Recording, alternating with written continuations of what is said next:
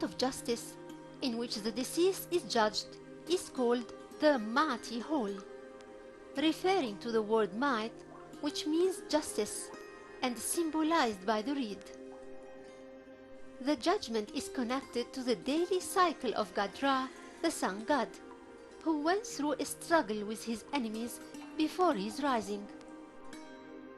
It ends with his victory over them, expressing it with the sunrise.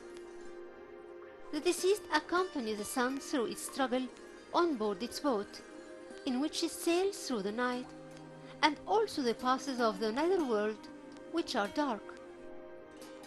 The details and scenes of the judgment came in the Book of the Dead in the chapter 30 since the 17th dynasty, and chapter 125 since the middle of the 18th dynasty, and that was on the papyrus rolls and the tomb's walls.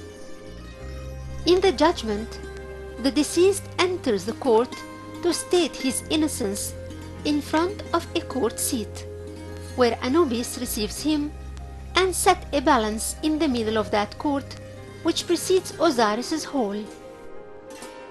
God Jehuti records his notes on the balance, which contains the might and the heart, or the conscience.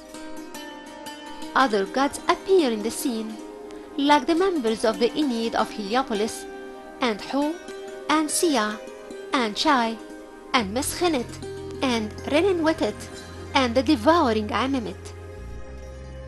Jehuti declares the result of the holy assembly, and after that, Horus accompanies the deceased to Osiris, who follow up the events. Before entering into the court, the deceased mentions in the first chapter of the Book of the Dead that he had never committed any sins. People were deeply convinced of a divine existence which will punish the guilty with Esfet, so they had to be ready for the trial after death by simply being good and kind and fair during their lives, and thus the might will win over the Esfet, or justice over the guilt.